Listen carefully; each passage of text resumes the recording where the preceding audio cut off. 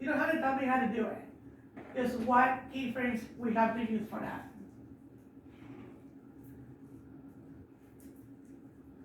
If I wanted to move from one side to the next.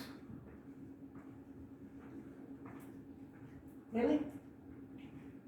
We talked about this keyframes. Huh? Think about it. It's up here. Mm-hmm. You have to tell it where you want it to start. You need a starting point. We need to slide that all the way across because we need an out. We want it to move across the screen. Right? Okay. So,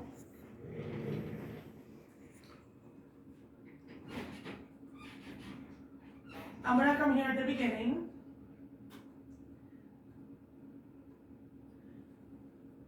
And remember the first time, the stopwatch, right? You guys remember that? Click that once, and you get a little tiny diamond right here. Then I'm gonna take this playhead to the end of that, and this might be too long, let me cut it out. Let's do it like that. To the end of that. And I'm gonna go ahead and put another position. What do I have to do here to add that other diamond? Do I click the stopwatch? Yes. No, why don't I click the stopwatch? If I click the stopwatch on the second time, I'm gonna lose this key. Everything, yeah, you're gonna leave everything from you're gonna lose everything from that point behind, right? Okay. So the next one, then this one, I'm just gonna go ahead and see this little tiny keyframe in between those two arrows. Mm-hmm. That's what I'm doing. Mm. But if you notice,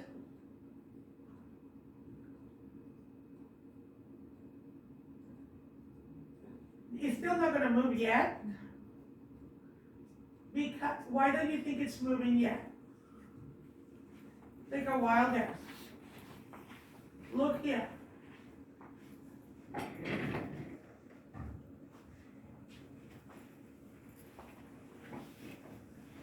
Because these positions are the exact same ones. Does that make sense? So I have to come and move, see what I'm doing? I'm just putting my mouse on top of that position here and I'm sliding this over. That's what I have to do. But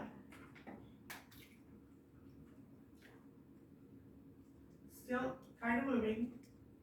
The first one, I need to select that. I'm gonna leave it 640. I'm gonna say I want it out a little bit.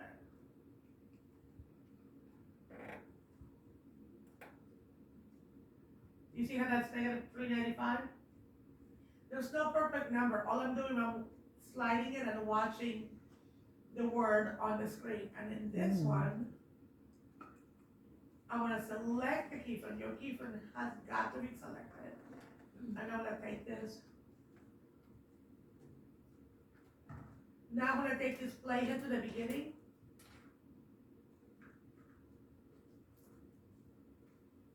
How cool is that? Mm. Now,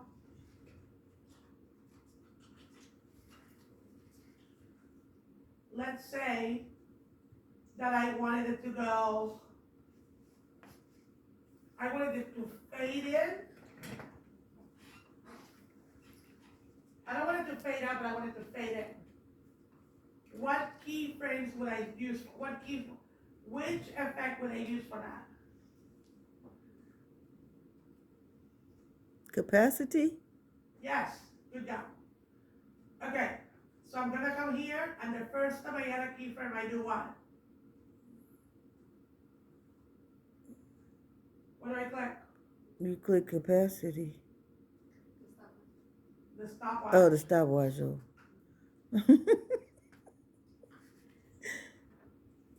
You notice I said 100% here? Mm-hmm. That's still not fading in, is it? No. Because it's 100%. I can double click on that and literally put 0. Mm. If you move your play here to the right, how come I can't see it? Because it's still on 0. What do I need to do? You need to go to that spot between the keyframes. I need to add another keyframe. Remember, there's only Yeah. a starting point and the next and an ending point. And what did I say I wanted it to do? You want to add capacity? Fade it, exactly. Okay. So how do I add the second keyframe? You take it to that, yeah. I can't hint it enough over here. You got to click in between the little points. There we go. And then here, I'm going to double click that and put, select here and put 100%. Mm-hmm. Now watch.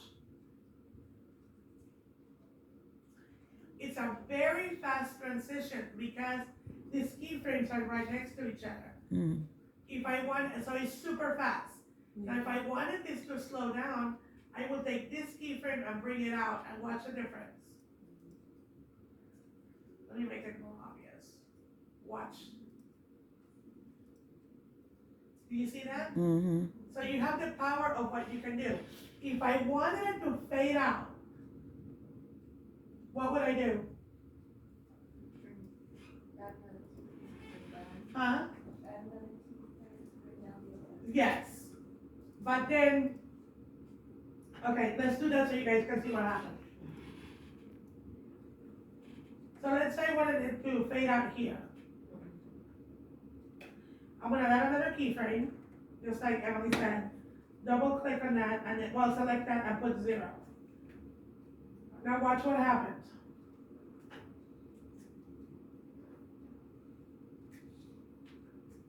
Why do you think that happened? You notice it's nothing, it only hits 100% when it gets, let me settle that. When it gets to this keyframe, it hits 100. But then look at what happens. It immediately goes down, right? Mm. So how do I avoid it? Put another keyframe in there and take it Yes. down a Does notch. that make sense? Kind of do it in between. Thank you. I'm gonna have another keyframe. And this one, I'm also gonna keep it at 100%. Okay? Mm. How I move this keyframe, it just depends on how fast I want it to fade in or fade out. So you notice I made adjustments. You gotta watch this. You know the difference. Mm. No.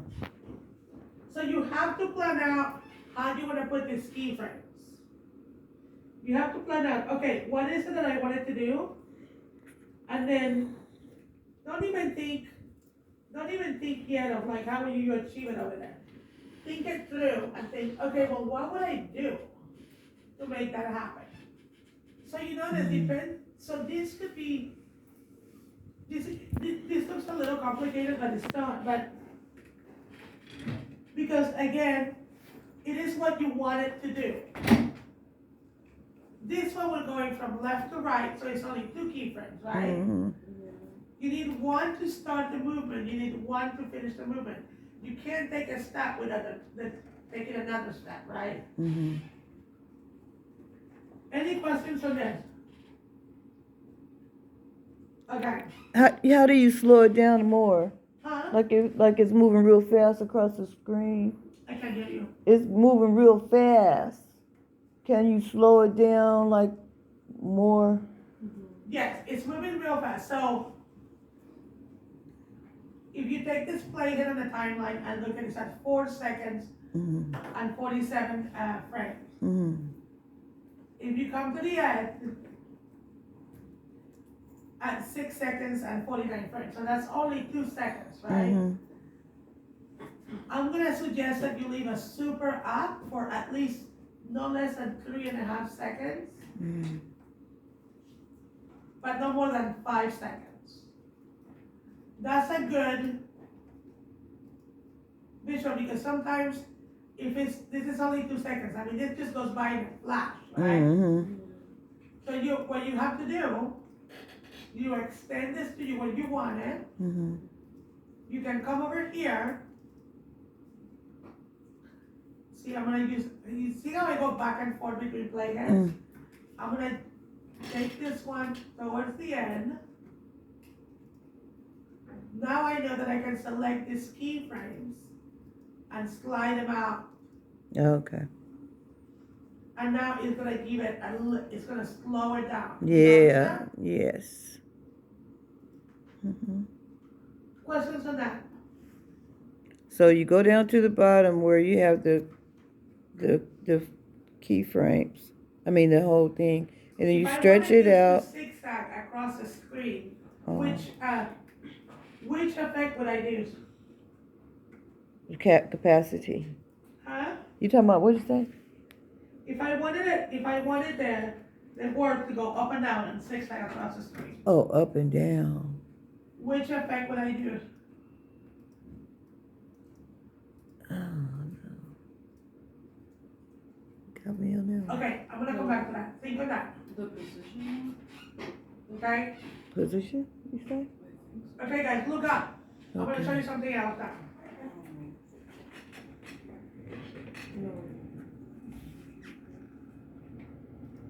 So, I'm gonna click this clip as an example. You can come in here and adjust the brightness, adjust the color of this clip or any other clip. You have your effects control here, right? Mhm. Everybody see that? You know, when you come over to the section where the workspaces, click on the workspaces and come down to effects. And your whatever this shows like this because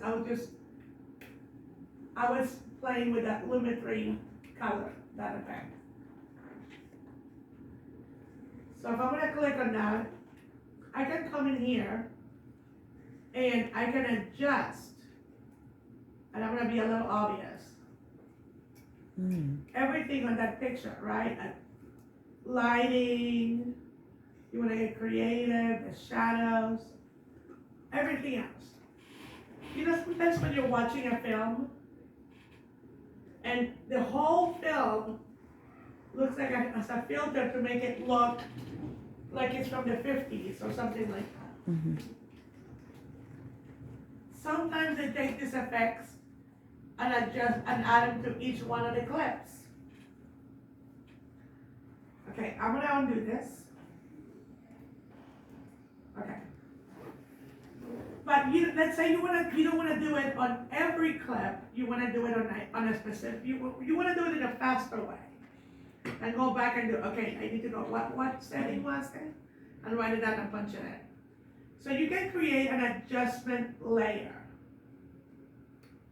So over here in your project panel, you open this up, and right here there's like it says new item. You see that bottom left? Mhm. Right next to the trash can, then it looks like a